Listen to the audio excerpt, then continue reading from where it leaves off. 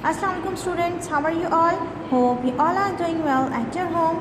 I am your computer teacher and this is your computer book. Okay, now let's start our unit number 1 which is computer system. आज हम पढ़ेंगे computer system के बारे में. Computer is electronic devices. ठीक है, ये तो आपको पता है कंप्यूटर एक इलेक्ट्रॉनिक डिवाइस है. ठीक है, लेकिन जिस सूरत में आज हमें कंप्यूटर नज़र आता है उसमें पहले ऐसा नहीं होता था, यानी कंप्यूटर सिस्टम ऐसा नहीं होता था पहले जैसा हमें आज मिला है. ठीक है, उससे पहले कई उसे मराहिल से गुजरना पड़ा था. ठीक है, वो कौन कौन से हैं? Early calculating devices. सही है. सबसे पहले क्या? अबाकस. हमें सबसे जो पहली कैलकुलेटिंग डिवाइसेस हमें इंट्रोड्यूस कराई थी वो कौन सी थी? अबाकस. अबाकस क्या कर सकता था? अबाकस सिर्फ एडिशन और सब्ट्रैक्शन कर सकता था बीट्स के थ्रू, और इससे ज़्यादा वर्क वो नहीं कर सकता था. Next is Napier bones. Napier bones क्या कर सकता था? नेपियर बोन्स मल्टीप्लिकेशन और डिवीजन कर सकता था. Slide rule.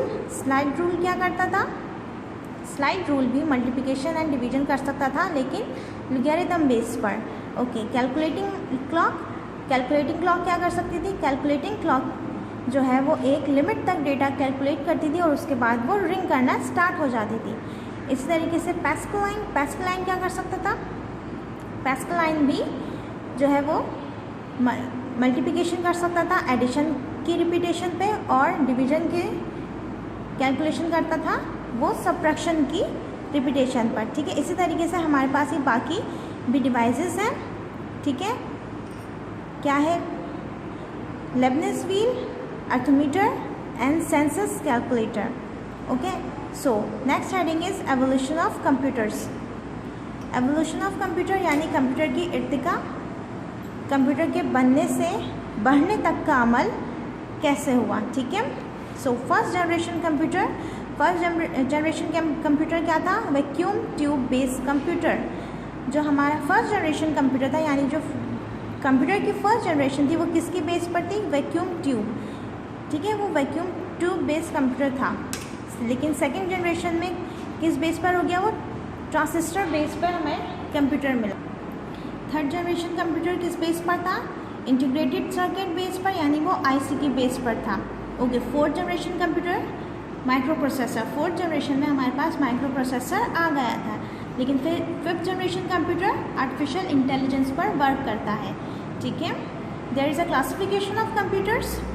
Computers are generally classified on the basis of size, speed. ठीक है, कंप्यूटर हमारे पास जो क्लासिफाइड हुआ है वो किन बेसिस पर हुआ है? साइज की बेस पर और स्पीड की बेस पर. Okay. Now there is a first type is microcomputer, second is minicomputer, third is mainframe computer, fourth is supercomputer and last is variable computer. एक एक करके हम इनके बारे में भी पढ़ेंगे. ओके. नेक्स्ट हेडिंग है हमारे पास फंक्शनल कंपोनेंट्स ऑफ कंप्यूटर. यहाँ पे हमारे पास कुछ फंक्शनल कंपोनेंट्स हैं कंप्यूटर के. कौन कौन से हैं? Input devices, central processing unit, output devices and last one is storage devices. ठीक है, ये हमें ब्लॉक डायग्राम की सूरत में इन्होंने दी हुई हैं. Input devices, central processing unit, output devices and storage, ये आपस में इंटरलिंक होती हैं एक दूसरे से. ठीक है. ओके. नेक्स्ट हेडिंग है हमारे पास कंप्यूटर पेरिफेरल्स. अब कंप्यूटर पेरिफेरल्स क्या होते हैं? The input and output devices attached to the computer are called computer peripherals. Input devices और आउटपुट डिवाइसेस जो हमारे कंप्यूटर से कनेक्टेड होती हैं या अटैच्ड होती हैं वो क्या कहलाती हैं? Computer peripherals. A computer system consist of hardware and software. हमारा जो कंप्यूटर सिस्टम कंसिस्ट करता है वो किन दो चीज़ों पे करता है? हार्डवेयर्स पर और सॉफ्टवेयर्स पर. अगर इन दोनों में से एक भी मिसिंग होगा, हमारे पास हार्डवेयर्स नहीं होंगी या हमारे पास सॉफ्टवेयर्स नहीं होंगे, तो हमारा कंप्यूटर सिस्टम रन नहीं कर सकता.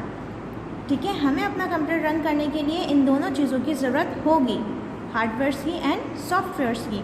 अब हार्डवेयर्स क्या होते हैं? Hardwares is a physical constitution of a computer system. Hardware जो होते हैं वो हमारे फिजिकली जो है वो कंप्यूटर से कनेक्ट होते हैं या उनसे लगे होते हैं या अटैच्ड होते हैं. ठीक है. लेकिन सॉफ्टवेयर्स क्या होते हैं? सॉफ्टवेयर्स में लॉजिक एड्स होती हैं, वो डिसीजन मेकिंग कर सकते हैं और डेटा प्रोसेसिंग पावर देते हैं हमारे पीसी को. ठीक है, हमारे कंप्यूटर को. Okay. So there is a input devices, हमारे पास बहुत सारे इनपुट डिवाइसेस हैं। डिवाइसेस क्या होती हैं, वो हमें इनपुट डेटा देती हैं कंप्यूटर को। किस फॉर्म में, वो टेक्स्ट की फॉर्म में भी हो सकता है, नंबर्स की फॉर्म में भी हो सकता है और इमेजेस की फॉर्म में भी हो सकता है। हमारे पास फर्स्ट इनपुट डिवाइस कौन सी है, keyboard. Keyboard is commonly use, most common input device, ठीक है। हमारी एक बहुत मोस्ट कॉमन इनपुट डिवाइस कौन सी है, कीबोर्ड। कीबोर्ड क्या करता है, हमें डेटा एंटर करने में हेल्प करता है, ठीक है। और आजकल वो different shape, size and colours में हमें पास अवेलेबल है। Okay, next is mouse. Mouse is another input devices which are commonly used. Okay, mouse action include pointing, left click, right click and double click and dragging. Mouse हमें क्या करता है, left click, right click और dragging करने में हमारी मदद करता है। ट्रैक बॉल, ट्रैक बॉल क्या है, ट्रैक बॉल कॉमनली लैपटॉप में यूज़ होती है, ठीक है। कंप्यूटर सिस्टम में ट्रैक बॉल नहीं होती है, लैपटॉप में हमारे पास ट्रैक बॉल होती है, ठीक है। Okay, next is joystick. Joystick क्या होता है, जॉयस्टिक हमें वीडियो गेम्स खेलने में मदद करता है। It's allowed to move the object quickly on the screen. Okay, next is light pen. Light pen क्या करता है, light pen is an input device which has a high light, special light sensor for making selection on the screen, ठीक है। Light pen हमारे क्या होता है, उसके अंदर एक स्पेशल लाइट होती है जो कि सेंस करती है सिलेक्शन ऑन द स्क्रीन, यानी कि वो सेंसर टच स्क्रीन पर सिलेक्शन करने में हमारी हेल्प करती है। It connect to the monitor by the wire, ये हमारे पास मॉनिटर करती है, मॉनिटर से कनेक्टेड होती है by wire. Okay okay, next है हमारे पास touch screen. Touch screen is also a input devices. Okay, touch screen कहाँ यूज़ होती है, टच स्क्रीन ज़्यादा हमारे पास एयरपोर्ट पे यूज़ होती है, ATMs में यूज़ होती है, ठीक है। नेक्स्ट क्या है हमारे पास, scanner. Scanner is also a input device. Scanner क्या करता है, स्कैनर हमारी टेक्स्ट को स्कैन करता है, पिक्चर्स को स्कैन करता है और उन्हें कन्वर्ट करता है डिजिटल में, ठीक है, जिससे हमें कंप्यूटर को हमारे समझ में आ जाता है। इसके अंदर हम कोई पेपर जो है अंदर रख देते हैं और वो उसको स्कैन करके हमें कंप्यूटर स्क्रीन पर शो कर देता है। नेक्स्ट है हमारे पास OCR। OCR क्या होता है, ऑप्टिकल कैरेक्टर रीडर, ठीक है। The OCR software interrupt the text in a scanned image and store it as a text file.